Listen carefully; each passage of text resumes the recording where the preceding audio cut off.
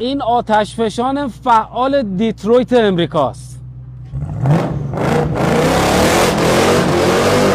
کنار یه فورد ماستنگ 1970 با تریم باس 302 وایسادم که توش نه خبری از موتور 4 سیلندر 1.5 لیتری توربوشارژ با جی دی آی است، نه گیربکس سی وی تی و دی سی تی. یه موتور 4.6 لیتری 8 سیلندر داره که تو سبک اس وی تی و روی نسل 4 و 5 بوده و یه گیربکس 5 سرعته دستی که در واقع باید بگم همون شراب نابه که مرد افکن بود. میخوام راجع به طراحیش حرف بزنم ولی اصلا واقعا نمیدونم چی راجع به طراحی این ماشین میشه گفت.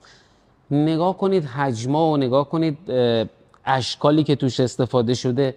این قسمت ها رو ببینید که هنوز دایه‌دار اون موفقیت های صنایع هوافضای امریکا تو دهه 50 60 و 70.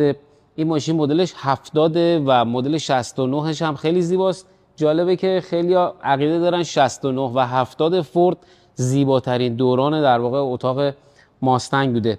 واقعا نمیدونم مثلا جز بگم طراحیش چجوریه یا کلی صحبت بکنم. انقدر این ماشین قشنگه و ساعت‌ها میشه راجبش حرف زد که من ترجیح میدم خیلی صحبت نکنم و شما توی راشایی که براتون میذاریم ببینید. ولی چند تا نکته میگم. یکی این که فاصله جایی که راننده میشینه تا در واقع اون ابتدای ماشین خیلی بلنده و این سبک که حالا پانیکارا و ماسلکارای امریکایی به ویژه تو دهه 60 و 70 این قسمتی که اینجا روی گلگیر عقب هست شبیه یه سرشونه است که فقط تو رونی کولمن میتونید پیداش کنین و قطعات کرومیش در کنار رنگ گرابر بلوش که اگه درست تلفظ کرده باشم واقعا شیکش کرده. رینگای امریکن ریسینگ 17 اینچی که البته توی مدل استانداردش 15 بوده و شیک و مجلسی دیگه. حجم پردازی گلگیر عقب شاید اینجا بیشتر مشخص باشه. این کرکر عقب هم داره که تو این مدل فستبک واقعا قشنگه. من خودم شخصا به نظرم کرکر عقب روی همه خودروهای عالم اضافه است ولی به این ماشین واقعا میاد. و این دره باک معروف که حتی تو مدل‌های جدید هم این شکلیه. 2 تا لوله اگزوز خروجی که صدای موتور بهتر از هر ارکستری شنیده میشه و البته بگم که به رینگاش مگنوم 500 هم میگن. خب بریم ببینیم زیر کاپوتش چه خبره. خب علی بیا جلو.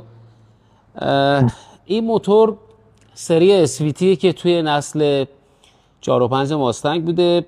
بلاک موتور ببینید چقدر بازه. این خودش باعث میشه تورگ و گشت آورش بالا بره. 4.6 لیتر حجمشه و 8 سیلندر که گفتم. 4 تا میل سوپاپ تو سرسیلند داره که از سری موتورهای در واقع مدرن فورد محسوب میشه و نکتهش این که 32 تا سوپاپ داره. آلومینیوم موتور و البته آلومینیوم در واقع آلیاژیه و فکر نکنی یا آلومینیوم معمولیه که بتونی حرارت رو تحمل کنه. این چیزی که اینجا ببینید بهش میگن پرو شارژر. کار سوپر شارژر و توربو شارژر رو همزمان انجام میده. نکتهش هم اینه که شما میبینین که اینجا حلزونی توربو رو داره ولی کن اینجا یه گیربکس داره که در واقع یه تسمه داره و شما از لحظه که استارت میزنین اون بوست یا فشاری که باید ایجاد بکنه توی موتور واسه ارسال هوا رو داره و لگ توربو شارژ رو نداره. ضمن اینکه حجم سوپر شارژ هم دیگه نداره.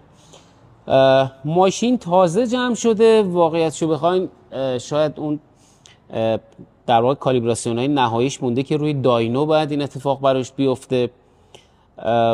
این موتور با توجه به بوستی که میده که بین 6 7 پی اس آی تا حالا 18 17 میره و حتی بیشترش میشه که با تغییرات در حقیقت قدرتاش مختلفه ولی خب الان روی 7 پی اس آی که بشه تردد شهری هم باهاش داشت و این ماشین کولر روشن هر روز داره میره میاد. اتفاقا تو این مدت هم این ویدیوش تو اینستاگرام پیچیده بود و اینا خیلی به هر حال دنبالش میگشتن. حالا اینجاست دیگه.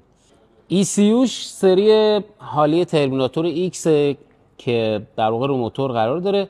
البته بگم موتور هنوز داینو نشده، یعنی حالا داینو بشه باید ببینیم چقدر هورس پاور و تورگش، ولی طبق منابع با این مشخصات تقریبا باید حدود 500 اسب بخار و تقریبا حدود 600 نیوتن هم گشت آور داشته باشه.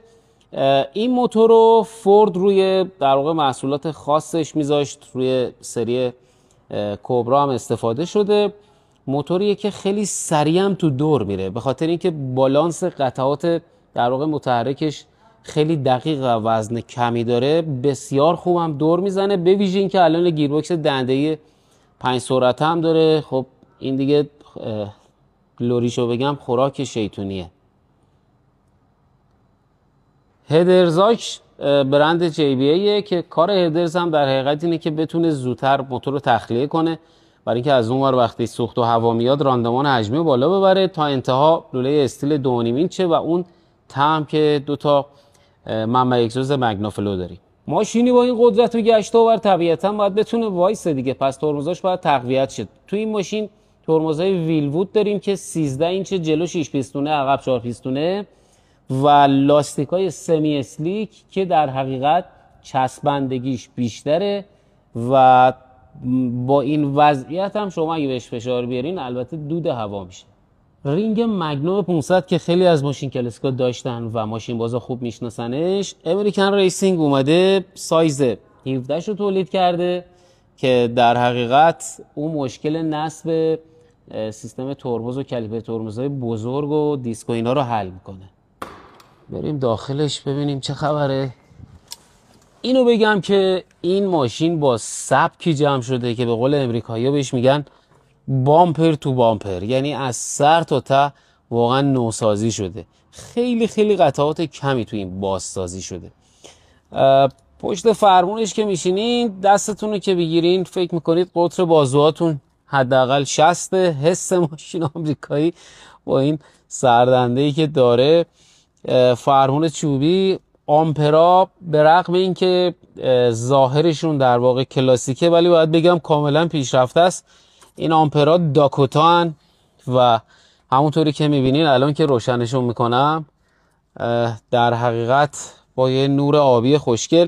سیستم صوتی این ماشین به رغم این که باز میبینین خیلی چهره کلاسیکی داره ولی باید بهتون بگم که کاملا مدرنه و بلوتوث و همه چی داره. این ماشین یه سیستم کولر و اکاندیشن داره که پشت داشبورد نصب شده، دریچه هاش برقی قابل کنترله و این توی در واقع رستور مود، یعنی سبک جدید بازسازی ماشینای کلاسیک ظاهر کلاسیک دارن اما باطنی مدرن شده، از این کولرها استفاده میکنن که خیلی هم گرون قیمته. حالا نمیدونم 2000 خورده دلار هم این در واقع ارزش اون دستگاه اکاندیشنه. صندلی‌ها خیلی جالبه تو این ماشین. این صندلی‌ها در حقیقت نه یه صندلی ریسه نه یه صندلی کاملا کلاسیکی که حالا مثلا تو ماستنگ 70 بوده.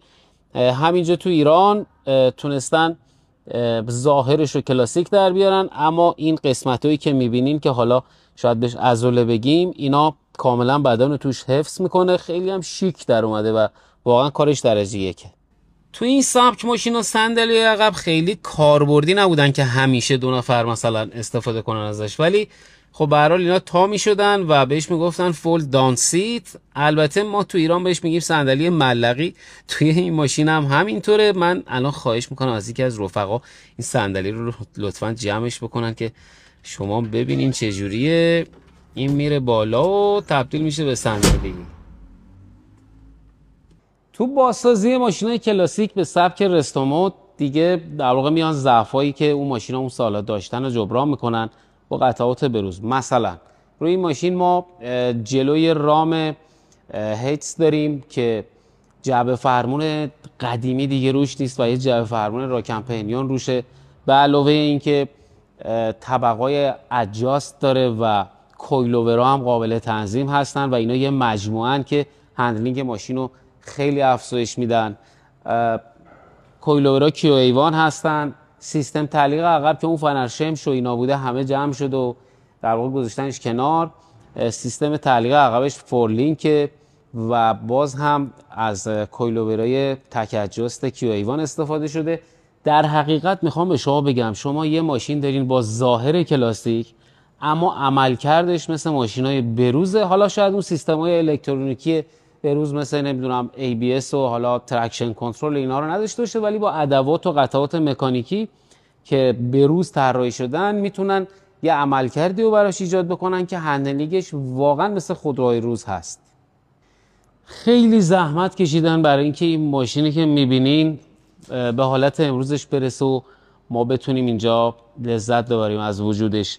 میخوام به شما بگم که توی ایران بازسازی خودروهای کلاسیک و حتی اونایی که تو حوزه موتور اسپورت کار میکنن کارشون از همه دنیا سخت‌تره. دلیلش اینه که اولا قیمت ارز هر روز بالا میره، دوما هزینه حمل و نقل این قطعات به خاطر اون مسائل تحریم و هی جابجایی حالا تا برسه به کشورهای مختلف و برسه به دست متخصصین خیلی افزایش پیدا میکنه.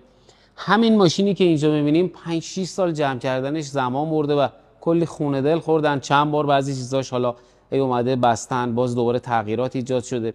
واقعا اونایی که ماشین کلاسیک دارن بازسازی میکنن و ازش نگهداری میکنن، وقتی تو خیابون میبینینشون به جای اینکه فرمون بدین به سمت اون ماشین که ببینین چقدر راه میره یا مثلا چجوری عمل کردش، باید ازشون تشکر کنیم که این ماشینا رو برای ما حفظ کردن. مرسی که با ما همراه بودین.